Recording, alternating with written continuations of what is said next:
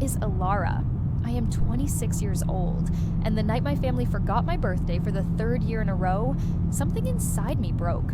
They sat around the table laughing at my brother's promotion, sipping wine and arguing over vacation plans, while the date on my phone glowed like a cruel reminder. My day, my birthday, vanished. No cake, no card, not even a passing word.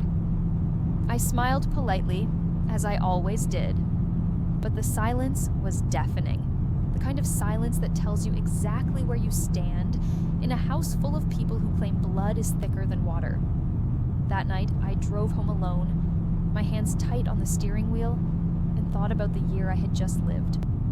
Long hours at the firm, skipped weekends, a bonus that finally felt like a reward for years of exhaustion, a bonus large enough to buy something life-changing, something that would never be forgotten. And I did it. I bought a lake house. White walls, wide windows, and a porch that opened to water so still it looked like glass. I didn't tell anyone. I didn't invite them. I just filmed the view, my footsteps echoing in the empty rooms, and posted one line: birthday gift. To myself. The reaction was instant. My phone buzzed like it had never buzzed on any birthday before. Messages poured in, not with joy, but with outrage. Why didn't you tell us? This feels selfish. You think you're better than us now?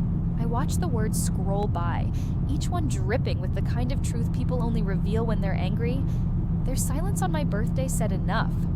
But their outrage at my happiness, that revealed everything. If you're watching this, drop a comment below. Have you ever given yourself the gift no one else thought you deserved? And don't forget to hit like and subscribe. Your story matters too. What began as a quiet purchase was about to set fire to every mask my family wore. The lake house wasn't just a purchase. It was a mirror reflecting every time my family had treated me like background noise while spotlighting someone else. To understand their outrage, you'd have to know them. Dad runs a small accounting firm, though he tells anyone who will listen that he's the backbone of the town. In truth, he micromanages his employees, takes credit for their work, and reminds us at every dinner table how much we owe him. Mom is a homemaker turned self-proclaimed family glue.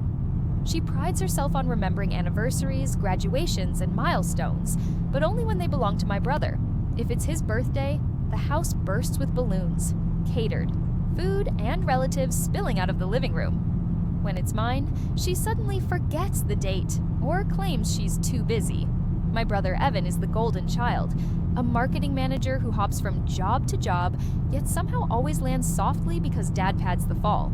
He flaunts his expensive watches and Instagram trips, most of which aren't even paid for by him. He calls me Serious Ilara, as if working hard and standing on my own 2 feet is some kind of flaw.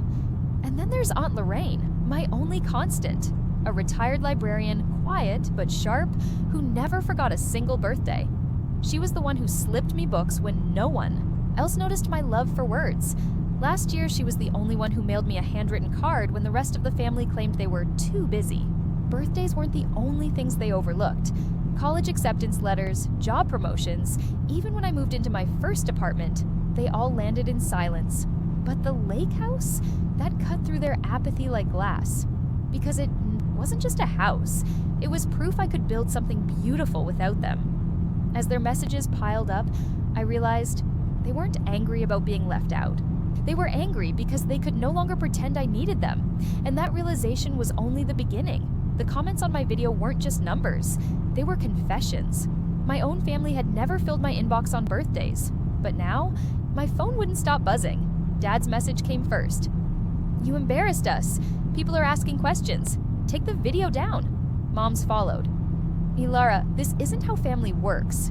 You should have told us. We could have celebrated." Together. And then Evan, my brother, his words dripped arrogance. "A lake house? Really? Stop acting like you're suddenly important. You got lucky with a bonus. Don't forget who's always been the real success." I sat on my porch, the lake glinting under fading sunlight, reading their words over and over. The irony was sharp. They had forgotten every candle, every year, every effort I poured into surviving on my own. But the moment I gave myself something unforgettable, they remembered me. In outrage, flashbacks bled into the present. My 16th birthday, when Mom accidentally scheduled Evan's soccer banquet the same night. My 21st, when Dad toasted Evan's first job instead of acknowledging my milestone. My last birthday, when I got a 2-line text at 11:45 p.m. from Mom, "Hope you had a good day." Each memory pressed heavier against my chest until the weight turned into clarity. Their anger wasn't about the house. It was about losing the narrative that I was the forgotten one, the one who should accept scraps. I typed no responses. Silence was my answer. Instead, I posted another video, a slow pan of the lake at sunrise, captioned with 4 words: peace. Bought by myself. Within an hour, Evan called. His voice cracked between rage and disbelief. "You think you can just flaunt this? You're tearing the family apart, Ilara." But the family was already fractured. I just stopped covering the cracks. As his voice thundered through the phone, I realized this was no longer about birthdays. It was about control, and for the first time, I wasn't giving it back. The morning after Evan's furious call, I scrolled through my phone and reread the messages, each one like a fingerprint of their hypocrisy. Dad's demands, Mom's guilt, Evan's sneers. I screenshotted everything and saved it to a hidden folder. Not because I planned to use it yet, but because I knew their storm wasn't over. I had learned something powerful. My silence unnerved them more than my words ever did, so I kept it. No replies, no explanations, just stillness. Instead, I poured my energy into the lake house. I met with a contractor about fixing the deck, signed papers for utilities in my name, and transferred my bonus into a renovation fund. Every signature, every receipt was proof that this place wasn't a fantasy. It was mine, legally, permanently. Meanwhile, the calls escalated. Mom left voicemails dripping with guilt. "You're isolating yourself, Ilara. This isn't healthy. Family is supposed to stay together." Dads were colder. "If you want to play games, don't expect support when things fall apart." And Evan, he sent a video from the BMW Dad had bought him last year. He smirked into the camera and said, "Enjoy your little lake shack. Real success doesn't need to prove itself." I watched it twice, then saved it. Another artifact of arrogance. The more they pushed, the clearer my path became. I wasn't going to argue with them. I wasn't going to beg them to notice me. I was going to build a record. Not for revenge, but for truth.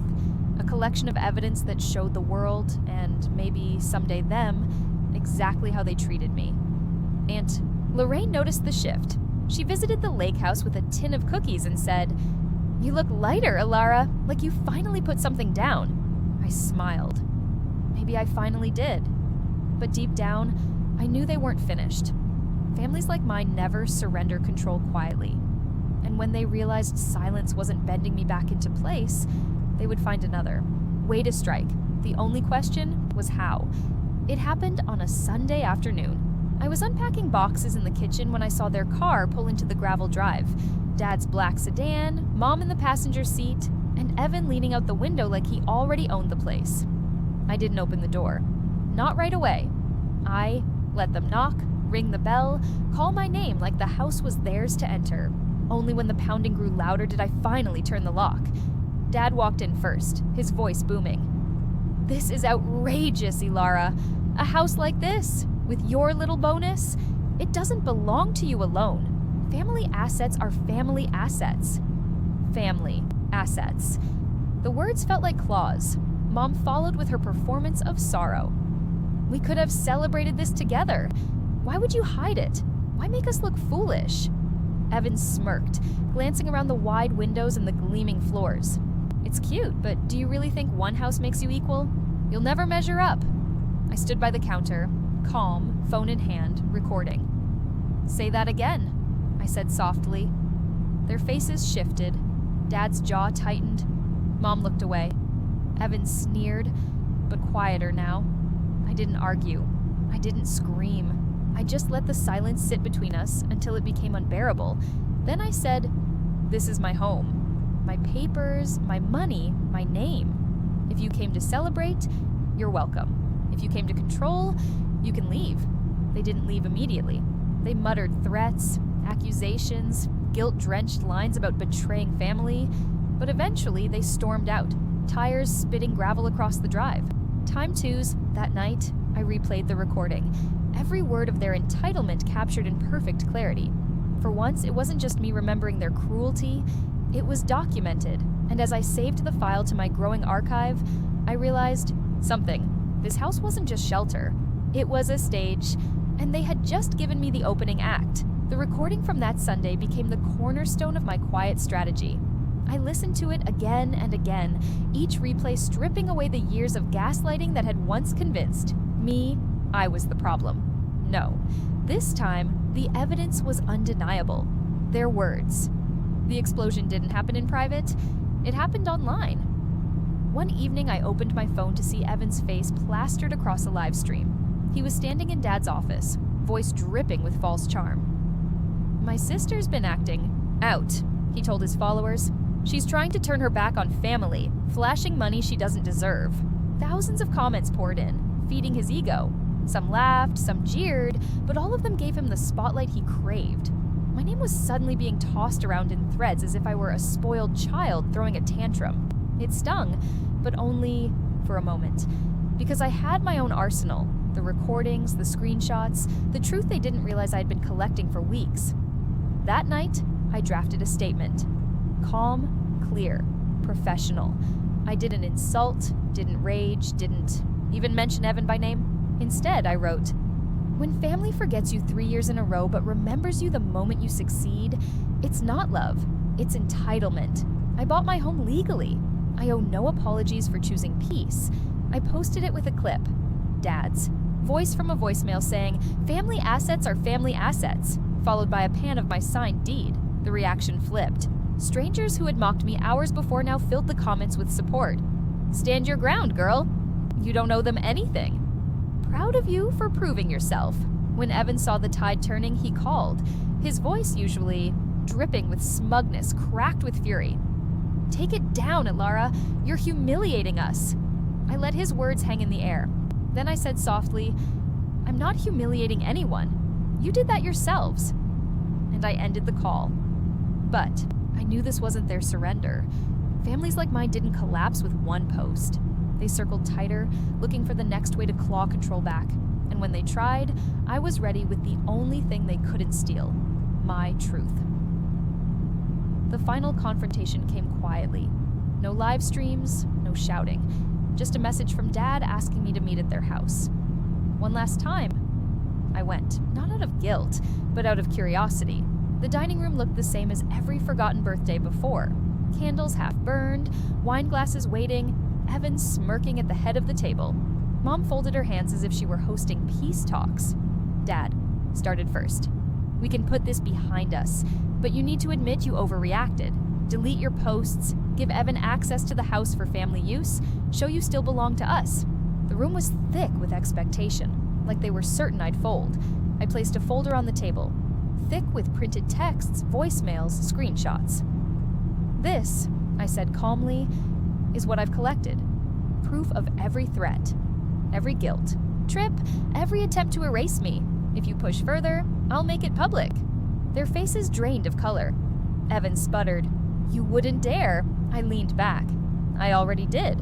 The difference is, now I don't need your approval. I don't need your silence. I don't need you."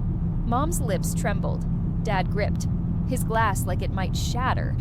Evan looked at me as if he had just lost a crown he never earned. I stood, slid the folder back into my bag, and walked toward the door. At the threshold, I paused. "You forgot me on my birthdays, but you'll remember this one forever."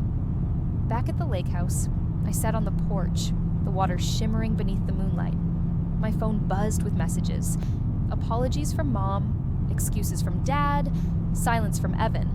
I didn't answer any of them. I didn't need to, because the real gift wasn't the house. It wasn't the view, or the deed, or even the independence. The gift was the moment I realized their approval wasn't currency anymore. Have you ever faced betrayal from the people who should have celebrated you? Share your story in the comments. And don't forget to like and subscribe. You never know who needs to hear your truth.